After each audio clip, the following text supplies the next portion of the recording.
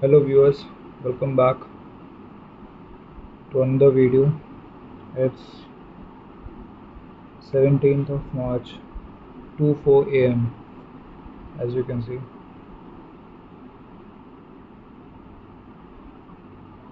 I've gotten a bit late, I know that, and there's a reason behind it. First of all, I have holiday tomorrow, and second of all, I was just getting some clarity. I was thinking about something, I was sorting something out that required my time and attention.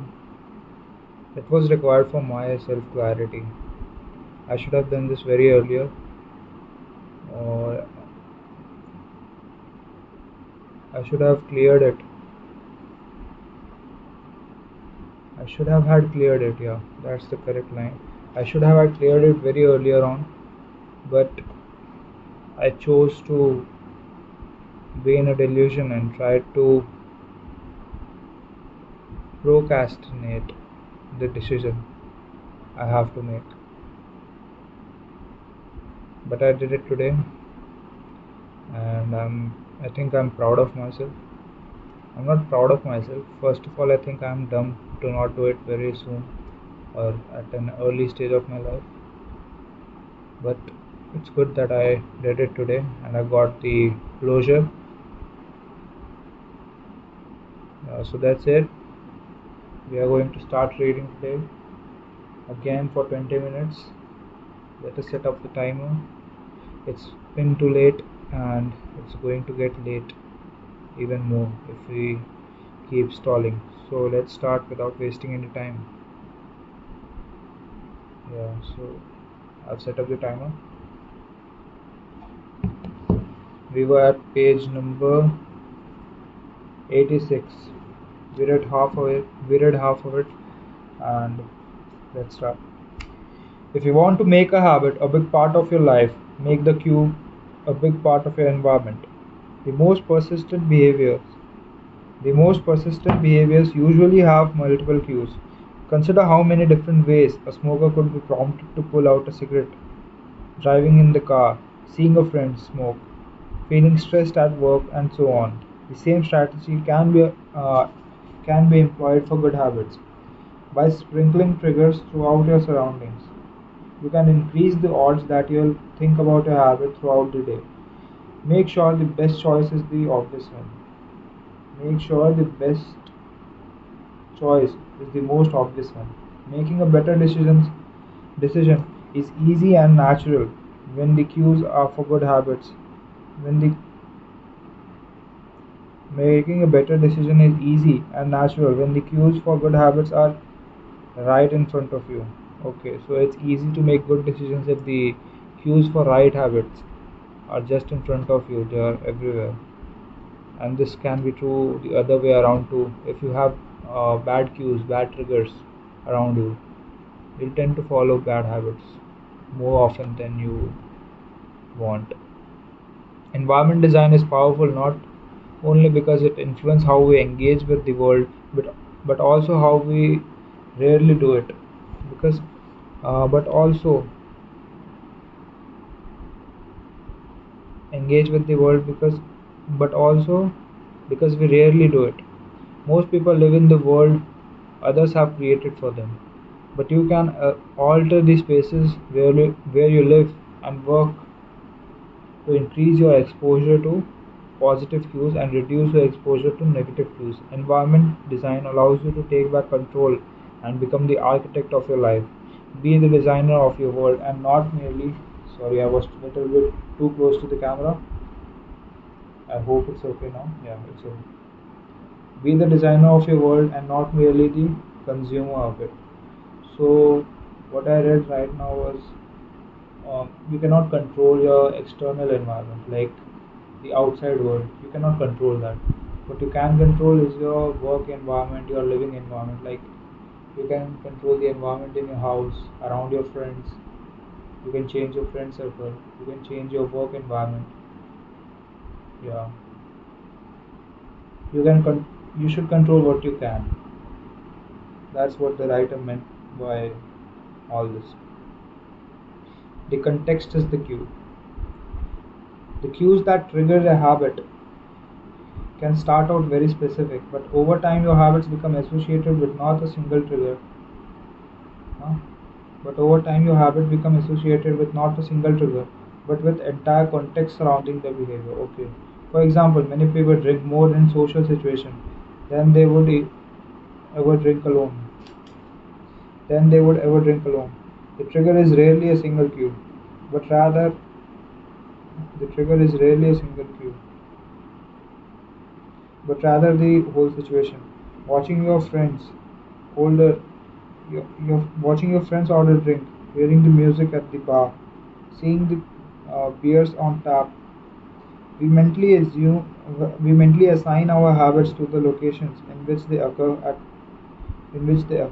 The home, the office, the gym. Each location develop a connection to certain habits and routine.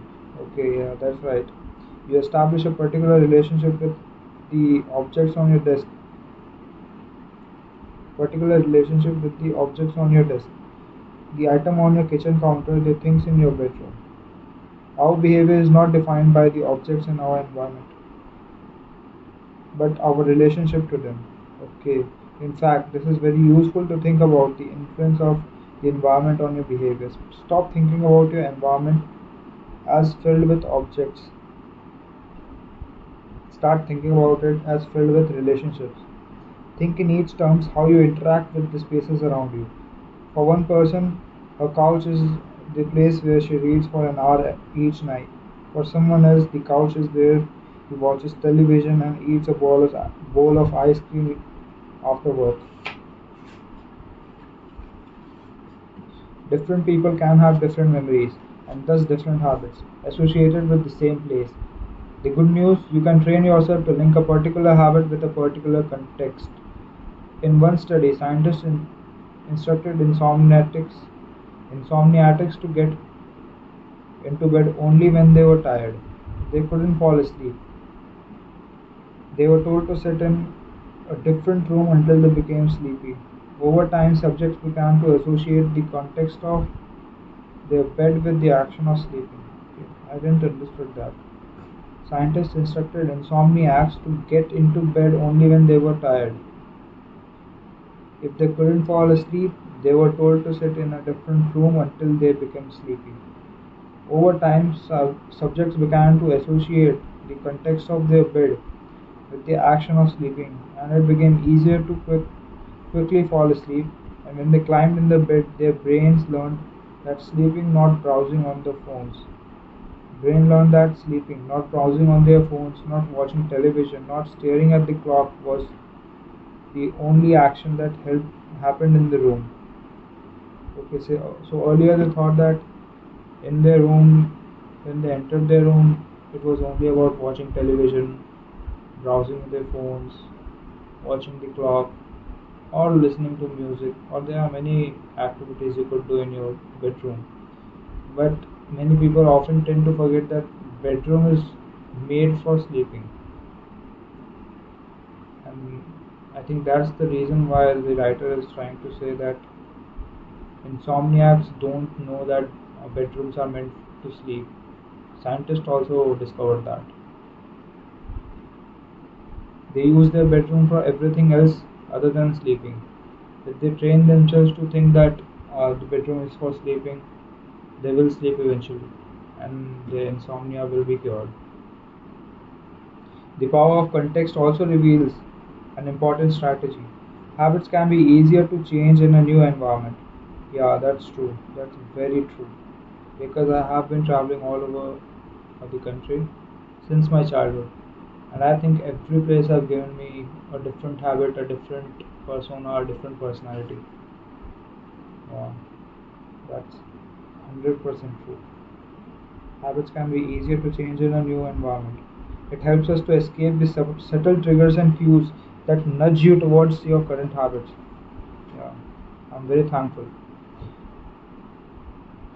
Go to a new place, to a different coffee shop, a bench in the park, a corner of your room. You seldom use and create a new routine there.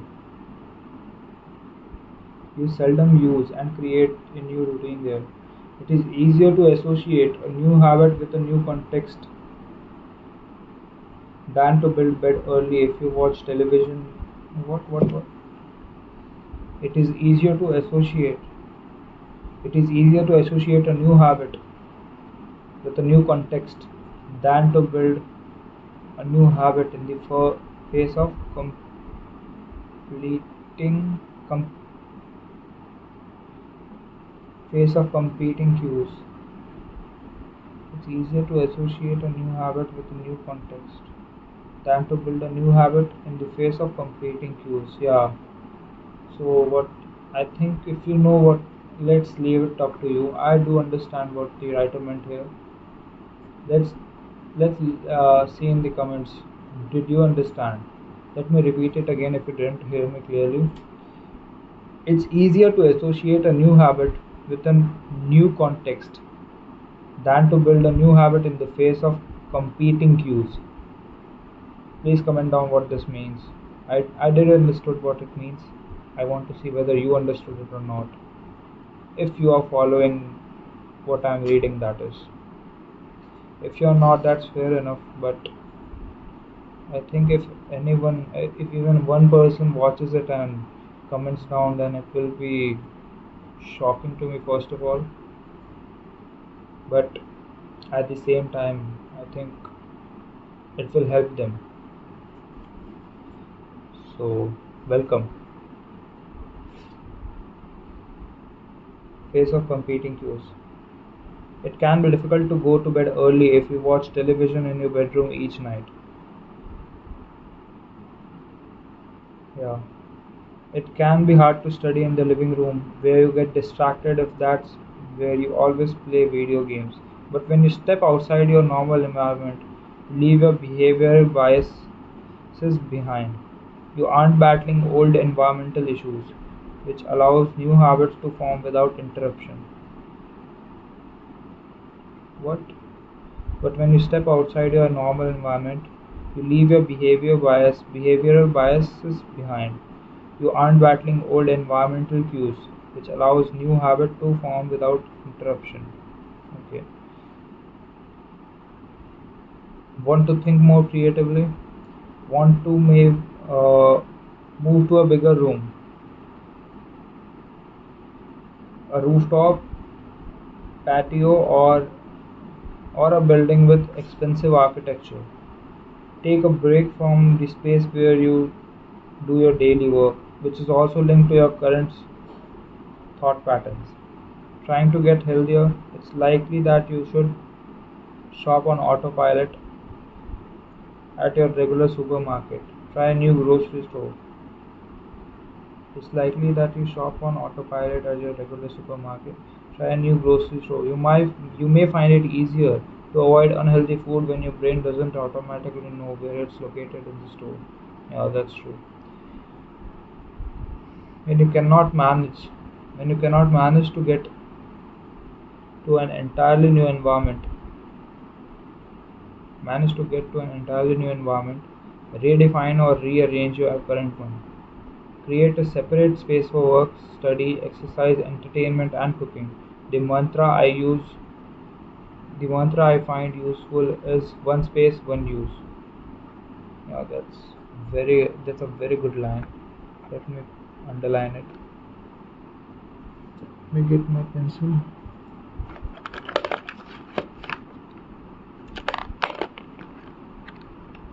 I don't know where my main pencil is. I found it.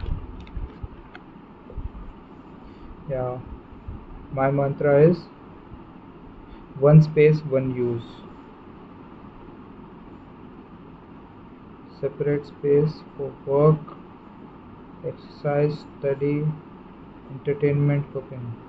Yeah, that's a very good line. When I started my career as an entrepreneur, I would often work from my couch or at the kitchen table. In the evenings, I found it very difficult to stop working.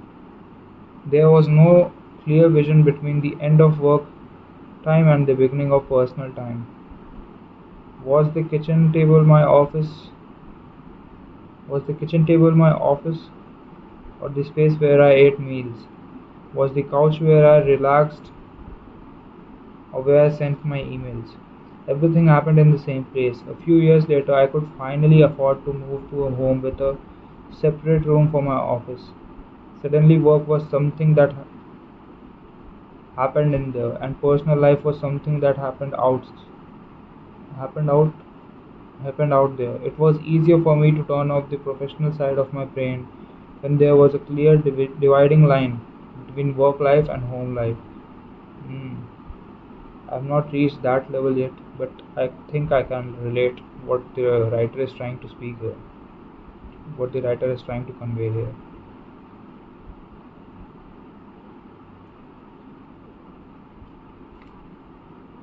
Each room had one primary use. The kitchen was for cooking, the office was for working. Whenever possible, avoid mixing the context of one habit with another. When you start mixing contents, you'll start mixing habits, and the easier ones will usually win out. This is the one reason why versatility of modern technology is both a strength and a weakness. You can use your phone for all sort of tasks, which makes it a powerful device, but when you can use your phone to do nearly anything, it becomes hard to associate with one task. You want to be productive, but you also conditioned to browse social media. But you are also conditioned to browse social media, check email, and play video games when you open your phone. That's a mismatch of cues. You may be thinking, you don't understand, I live in New York. You don't understand, I live in New York City. My apartment is the size of a smartphone. I need each room to play multiple roles. I need uh, what? What? I need each room to play multiple roles. Fair enough. If your space is limited, divide your room into activity zones: a chair for reading, a desk for writing, a table for eating. You can do the same with your digital spaces. I know a writer who uses his computer only for writing, his tablet only for reading, and his phone only for social media and texting. Every habit should have a home. Every habit should have a home.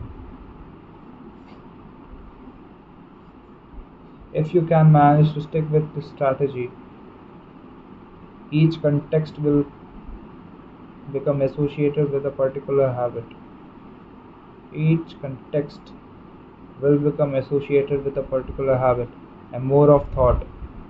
And mode of thought. Habits thrive under predictable circumstances like these.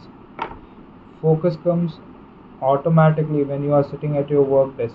Relaxation is easier when you are in a space designed for that purpose.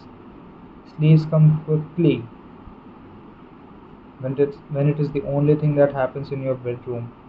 If you want behaviors that are stable and predictable, you need an environment that is stable and predictable. Stable environment where everything have a place and purpose is an environment where habits can easily form. That's a very good chapter. I can relate very much to it, and I think it will help me. So let's read the chapter summary. Small changes in context can lead to large changes in behavior over time. Context mean in what context you are using a place or a environment, if you know what I mean. Small changes in context can lead to large changes in behavior over time. Every habit is initiated by a cue. We are more likely to notice cues that stand out. Make the cues of good habits obvious in your environment. Gradually, your habits become associated with not with a single trigger, but with entire context surrounding the behavior. The context becomes the cue. It is easier to build new habits in a new environment because you are not fighting against old cues. It is easier to build new habits in a new environment because you are not fighting against old cues. Bro, that's very true. Like, I lost my ability to study for long hours in a one sitting in one sitting. I lost that. I could only do it if I was pressured, like for exams. I did it very seriously. But but other than that, I don't think I did study much. But the past few days, I have shifted to this table and chair, and I think I have been studying without interruptions, without standing up, without getting distracted for long durations of time. And then I think that's because I changed my environment. Earlier I used to study on my bed and I couldn't do it very properly. I didn't succeeded at it.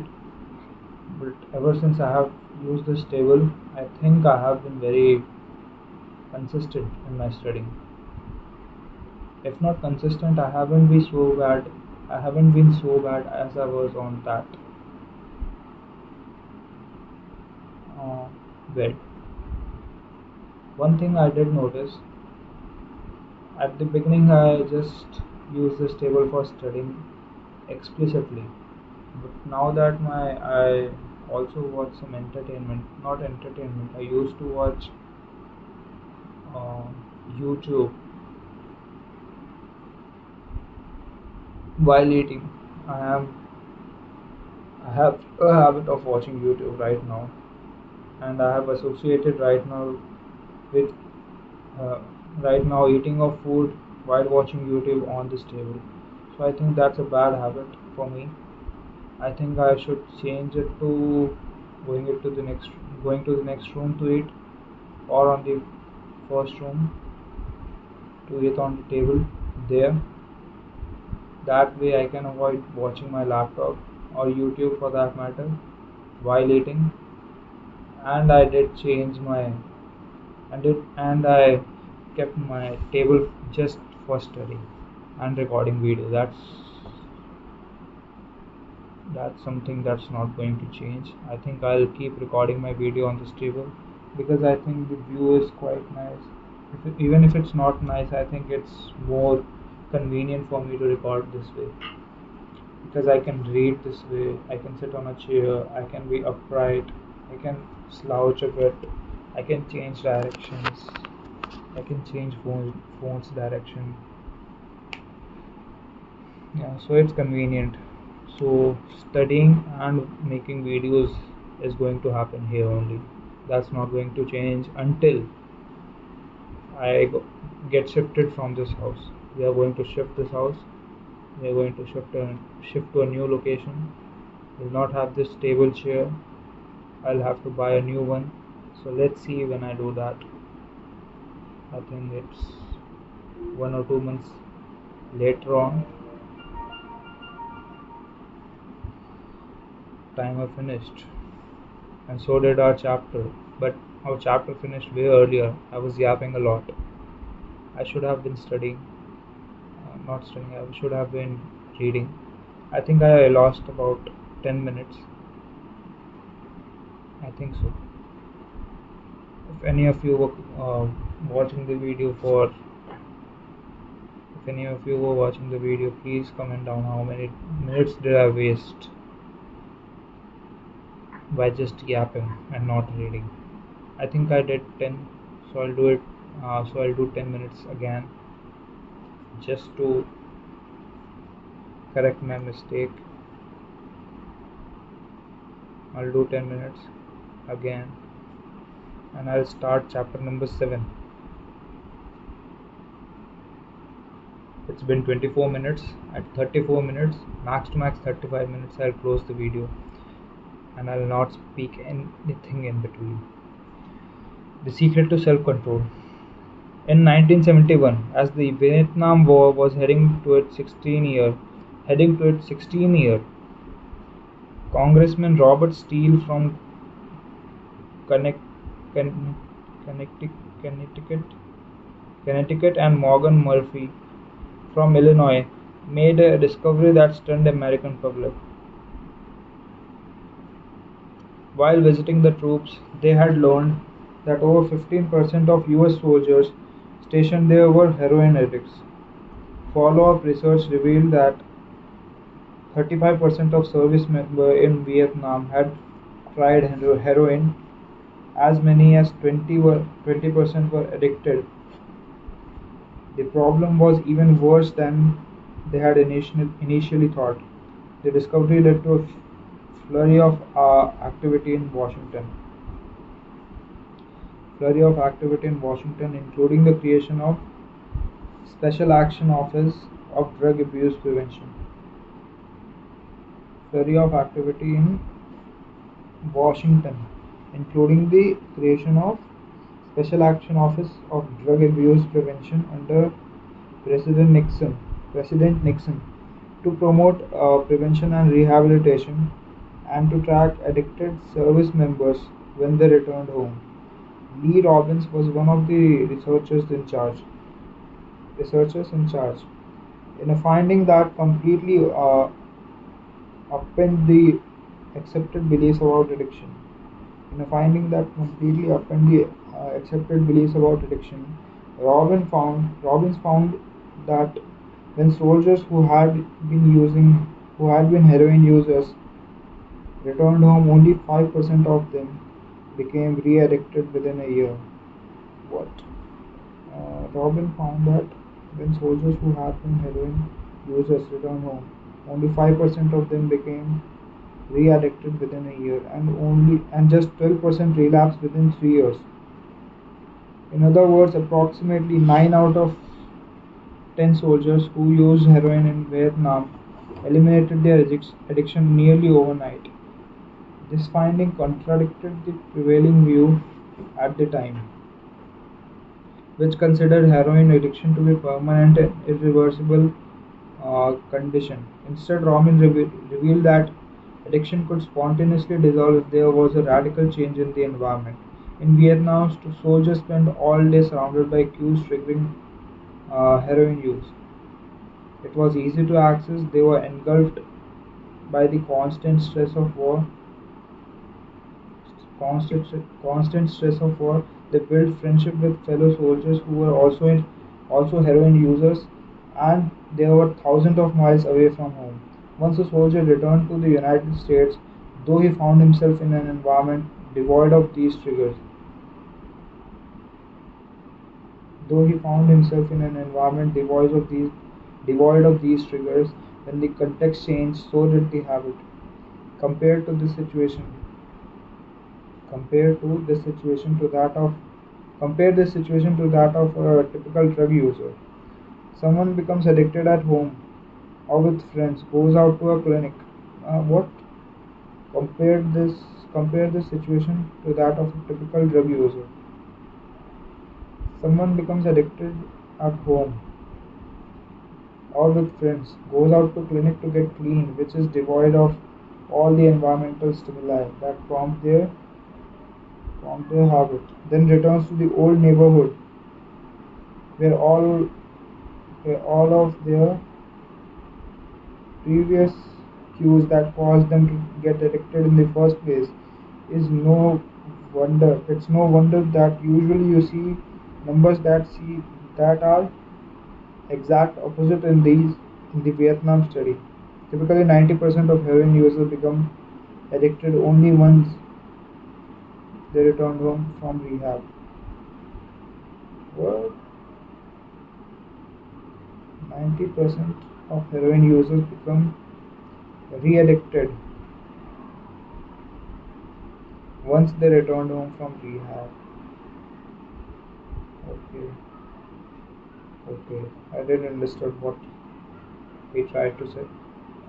The Vietnam studies ran counter to many of our central cultural beliefs about bad habits because it changed the conventional association of unhealthy behavior as moral weakness. If you are overweight, a smoker, or an addict, you have been told your entire life that it's because you lack self confidence, even that you are a bad person. Maybe even that you are a bad person. The idea that a little bit of self discipline would solve all your problems is deeply embedded in our culture. Recent research, however, shows something different. When scientists analyze people who appear to have tremendous self control, it turns out that these individuals aren't all that different from those who are struggling.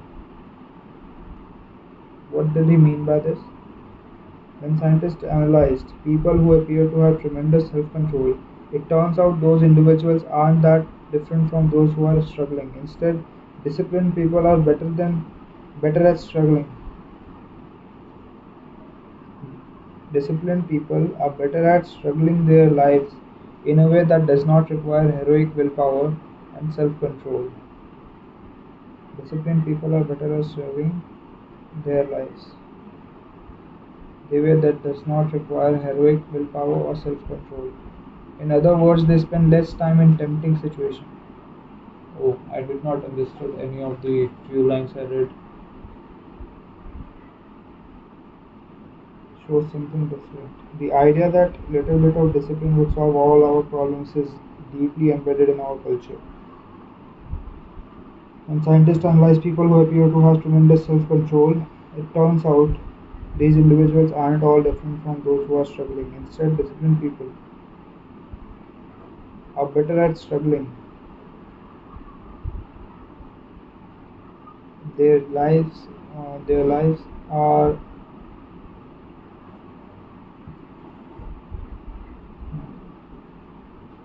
their lives in a way that does not require heroic willpower and self-control. In other words, they spend less time in tempting situations. The people with the best self-control are typically the ones who need to use it the least. Typically, the ones who need to use it the least. It's easier to practice self-restraint when you don't have to use it very often. So yes, perseverance, grit, and willpower are essential to success, but the way to improve these qualities is not by wishing you were a more disciplined person, but by creating a more disciplined environment. I understood the last line, but the lines preceding this line were not very complicated, but it was hard for me to understand or grasp what the writer was trying to say.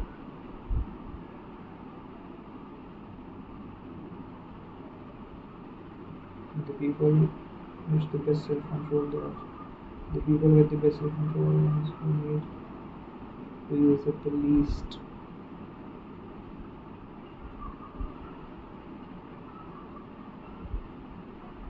It's easier to practice self-restraint when you don't have to use it very often. Okay, so yes, perseverance, innovative, willpower, essential to success. How do we create this environment, more disciplined environment? The counterintuitive idea makes even more sense once you understand what happens when a habit is formed in the brain. A habit that has been encoded in the mind is ready to be used whenever the relevant situation arises. Ready to be used whenever the relevant situation arises. When Patty Orwell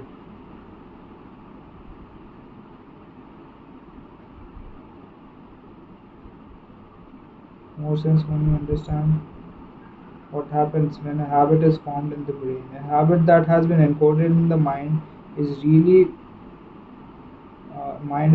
ready to be used whenever the relevant situation arises. When Patty Orwell, a therapist from Austin, Texas, started smoking, he would often light up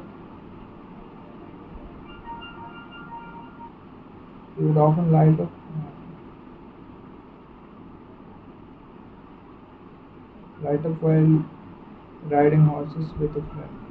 Eventually, she quit smoking and avoided it for years. Therapist started smoking. She would often light up when riding horses with a friend. Eventually, she quit smoking and avoided it for years. She had stopped riding. Decades later, she hopped on a horse again and found herself craving a cigarette for the first time in forever. The cues were still internalized. She just hadn't been exposed to them in a long time. Once a habit has been encoded, the urge to act follows whenever the environment cues reappear. This is the one reason behavior change techniques can backfire.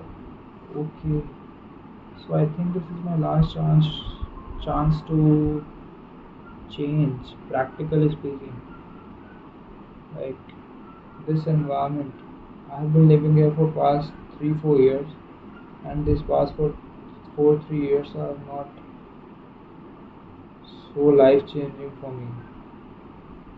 But if I shift outside, or I shift or change the environment and keep doing the habits I'm doing right now, I think I have a better chance at changing my life for better without thinking about the consequences. Because once I leave this place, I cannot return. It's a government house. There is no chance I'm coming back to this house. So I'll not be triggered. I'll not be introduced to those cues again. I'll change the cues.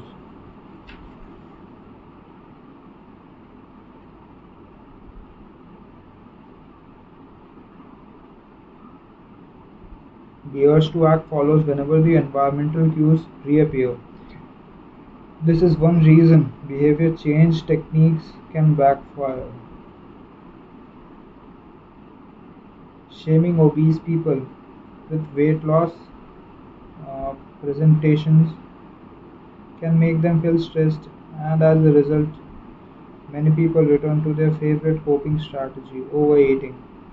Showing pictures of blackened lungs to a smoker leads to high level of anxiety, which drives many people to reach for a cigarette. If you are not careful about cues, you can use you can cause this very behavior you want to stop.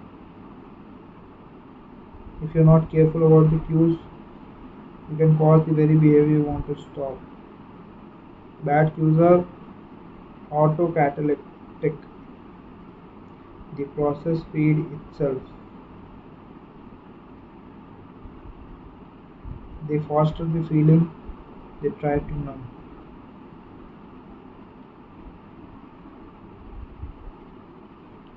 Today was a good read. I read up to page number 93, chapter 7. I read it for the most part. Only the last paragraph. I have to start from the last paragraph of page number 93. Let me show it to you. I think it is. Yeah, it is very good. I have to start from this part.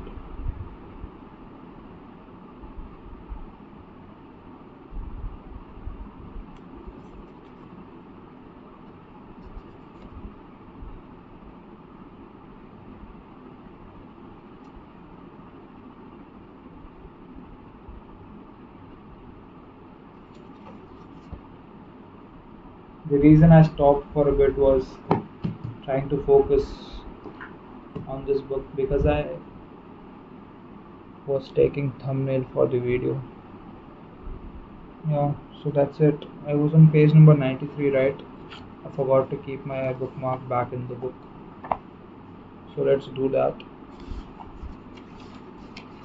93, yeah, 93. Yeah. How many pages are there? Let's see.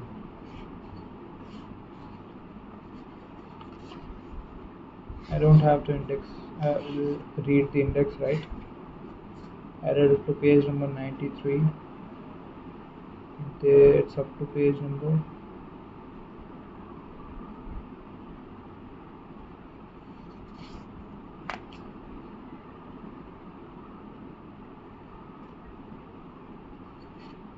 271 approximately.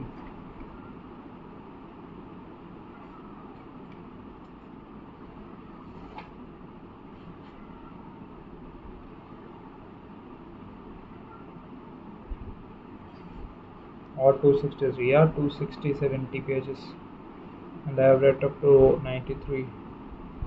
In a day I am reading approximately 1, 2, 3, 4, 5, 6, 7 pages I am reading per day. So at this rate it will take me around 7. How many pages are left? I am on page number 93. By tomorrow I'll read 100 pages. After 100 to reach 270. How many pages are there? 170 pages. One day 7 page. One page 1 by 7 days. 170 page 1 by 7 into 170. 1 by 70 by 7. 7 ones are 7. 7 ones are 7. 8, 9, 10, 11, 40. 7 5 is 35. 5 7 7 is 49. 1.5. No, 150. 15 days, 15 to 20 days, I think so. Should take me around 15 to 60 days, 16 days to complete this book. More 15 to 16 days. Let us multiply. Whether it's correct or not, my mind multiplication. Was it multiplication? No, it was division. I did division for it. Where is the calculator?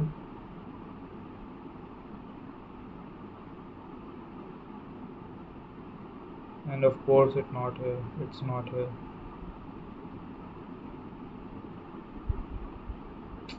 It's so annoying, man. 170 divided by 7.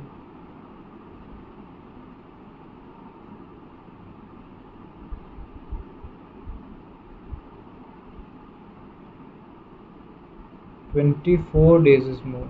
24 days more. Yeah, 7 is 7, 7 is a 14. 24.28 days. Around 1 month more. Not 1 month, it's 24 days. And I'm not speaking more. Holy fumble. I'm not going to speak it. Whoa! What is going on, man? I'm not going to skip any more pages or any more days. I don't skip pages. I have skipped one day. I will not do it further. That was the last time I did it. It was once. And I told you the reason. Let's see you in the next video with another 20 minutes and with another update about my life. Until then, good night and see you soon.